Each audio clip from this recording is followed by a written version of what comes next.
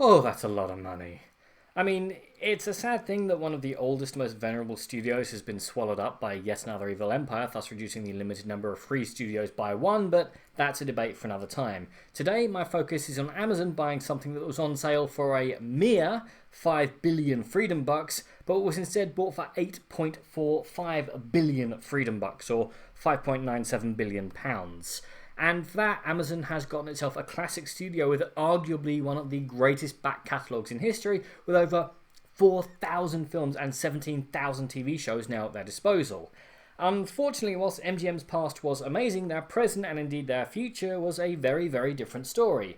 MGM was, based on MGM Resorts International's balance sheet as of August 3rd, 2020, the most recent I could find, long-term debt is at $11.87 billion, and current debt is at $128.43 million, amounting to about $12 billion in total debt. Adjusted for $4.84 billion in cash equivalents, the company's net debt is $7.16 billion. And to put it kindly, a lot of MGM's franchises are, whilst relatively high in name recognition, in the dormant phase of their life cycle. Their active franchises include The Handmaid's Tale, Creed, spinning off from the Rocky franchise, and I'll get to the Tuxedoed one in a minute. He's complicated. But as for their dormant franchises with money-making potential, you've got RoboCop, Stargate, Poltergeist, Species, The Pink Panther, and Vikings all just sitting there, waiting for their inevitable bloated budget CGI-infested 12A reboot, which may or may not be released to the silver screen or sent straight to Amazon Prime to generate more subscribers, dominate Twitter for a weekend, and be forgotten within a week. Which, to my mind, is exactly why Amazon has bought MGM, because they don't have to create a new IP with all the risk that entails. There's tons of them there, just waiting for the money taps to turn on from big, medium, and small budget franchises. They're all here. Except one. The big one. The fifth biggest film franchise of all time. The only one that matters. To me, at least. And the one that got away.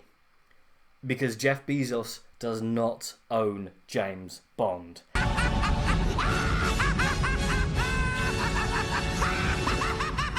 Sort of. Okay, so according to Variety, quote, MGM shares the rights to the Bond franchise with Eon Productions.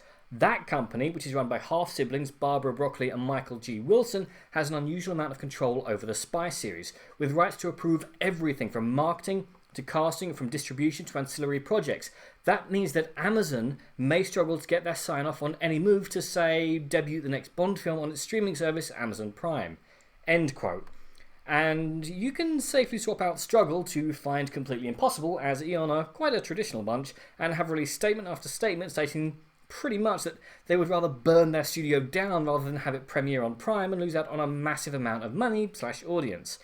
Basically, the suits at Amazon will have to consult Broccoli and Wilson over everything to do with 007. But I'd still bet good money on No Time to Die getting a shorter theatrical release and being exclusively on Prime in time for Christmas, as well as DVD and Blu-ray for people who still buy those shiny drinks coasters. However, Amazon's takeover of MGM will also need to be approved by regulators at a time when the firm is under scrutiny in the European Union and in the US over its business practices, but I'd be very, very surprised if it didn't go through, and whether that's good or bad for cinema, only the future can tell us. It's good that a classic studio now won't go under, that old franchises can attract a new audience, but I don't see anything brand new instead of these reheated dinners. But as in all things, only time will tell. What do you guys think? And which of MGM's dormant franchises would you most like to see back on the silver screen? Comment below, let me know. I'm Daniel, Ben Dunking. If you've enjoyed this video, please like, share, and subscribe.